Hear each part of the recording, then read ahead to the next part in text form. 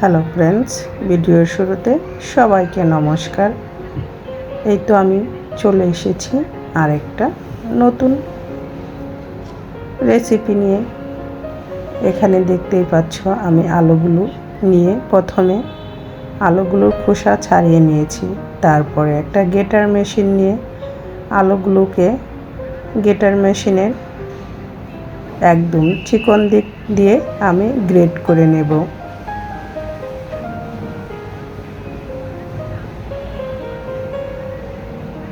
আমি সবগুলো আলুকে এভাবে গ্রেট করে নিচ্ছি।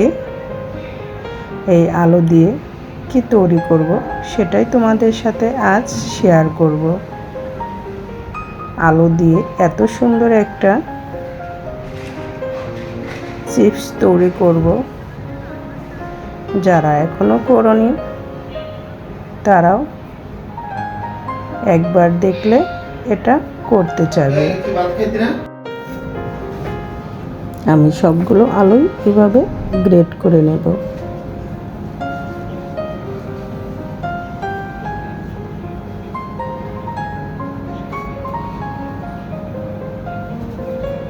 আর সম্পূর্ণ ভিডিওটি দেখতে হলে একটা লাইক দিয়ে ভিডিওটি কন্টিনিউ করো।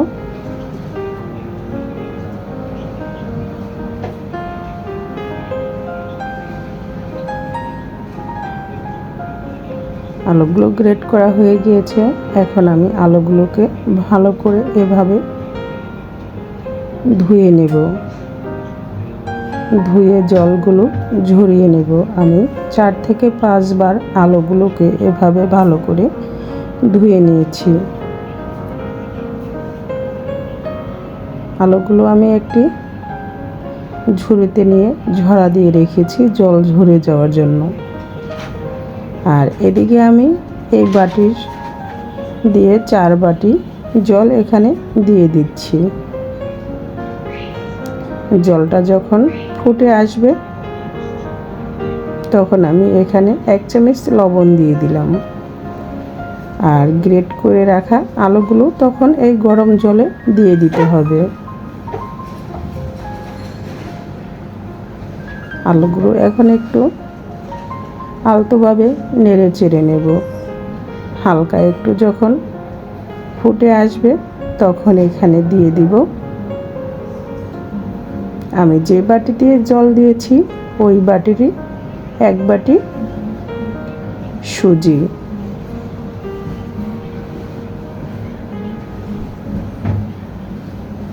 আলুগুলো দেওয়ার পর যখন জলটা ফুটে উঠেছে তখনই আমি এই সুজিগুলো এভাবে একটা ছাঁকনার মাধ্যমে দিয়ে দিচ্ছি। এভাবে ছাঁকনার মাধ্যমে দিয়ে দিলে দলা বেঁধে যাবে না।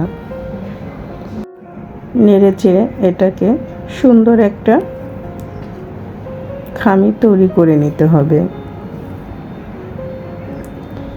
এটা অনবরত এভাবে লাড়তে হবে যাতে নিচের দিকে লেগে না যায়।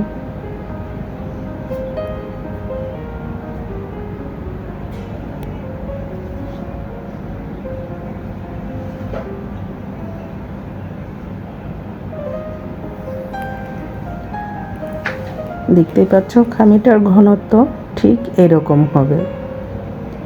এটা একটু ঠান্ডা হয়ে যাওয়ার পর আরেকটু গাঢ় হয়ে যাবে। আমি অর্ধেকটা আলাদা করে নিয়েছি। আমি এখানে ইয়েলো কালার ফুডটা দিয়ে এটাকে একটা কালার করে নিলাম। আমি 3টা কালারে আজ এই মজাদার চিপসটা তৈরি করব। আর এখানে আমি দিয়ে দিলাম রেড কালারটা।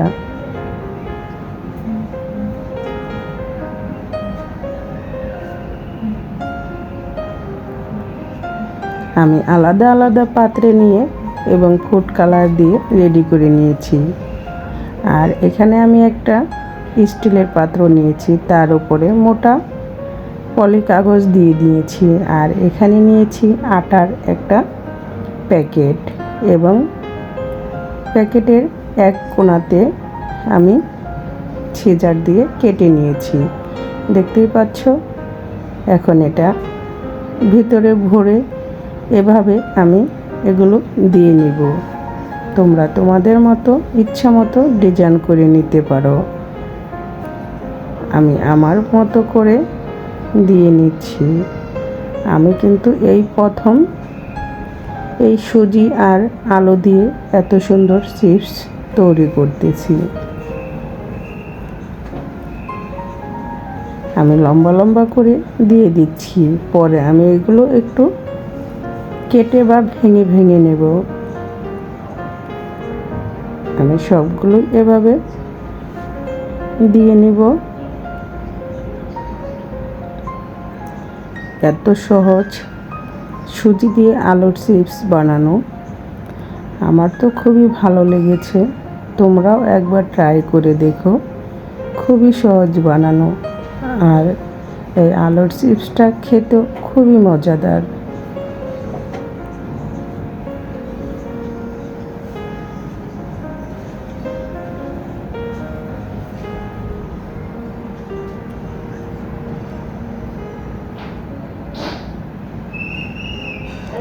আমি এখন রেড কালার দিয়ে এটা করে নিচ্ছি। সবগুলো করার পর এগুলো আমি রোদ্রে দিয়ে ভালো করে শুকিয়ে নিব। তবে এগুলো আমার 2টা রোদেই শুকিয়ে গিয়েছে।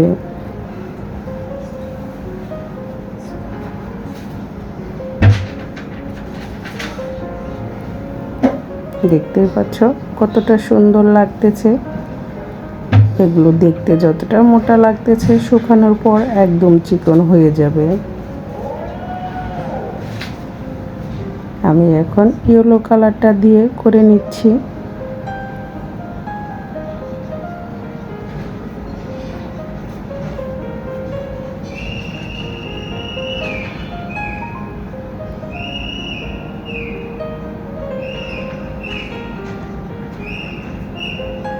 আমার সবগুলোই দেওয়া হয়ে গিয়েছে। এখন আমি সবগুলো বাসার ছাদে রোদে দিয়ে আসব।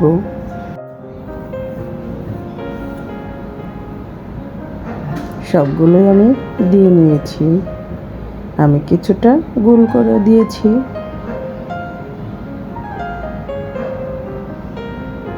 এই তো এগুলো দেখতে পাচ্ছ শুকিয়ে গিয়েছে। আমার ছোট্ট মামনি এগুলো পিস পিস করে নিচ্ছে। এখন কেটে এগুলো আরেকদিন রোদ্রে শুকাতে হবে।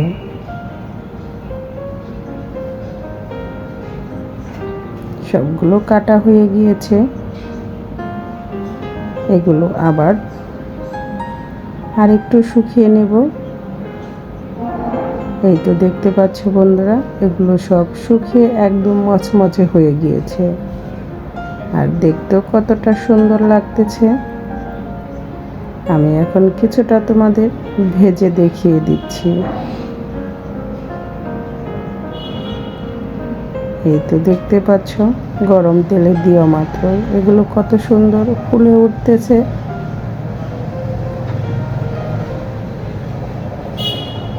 সবগুলো আমি এভাবে ভেজে নেব। তোমরা চাইলে এভাবে সুজি আলু দিয়ে এই চিপস বানিয়ে রেখে 1 বছরও সংরক্ষণ করতে পারো। কত সহজে তৈরি হয়ে গেল সুজি আলুর মজাদার চিপস।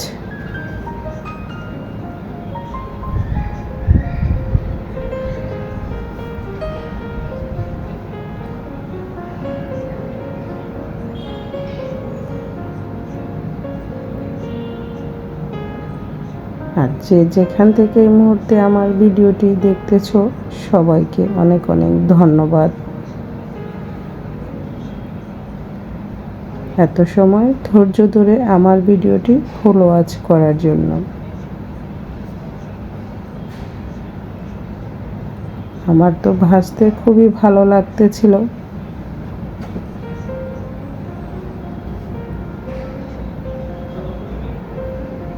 একদম মচমচে খুবই সুন্দর হয়েছে আর খেতেও খুবই মজাদার।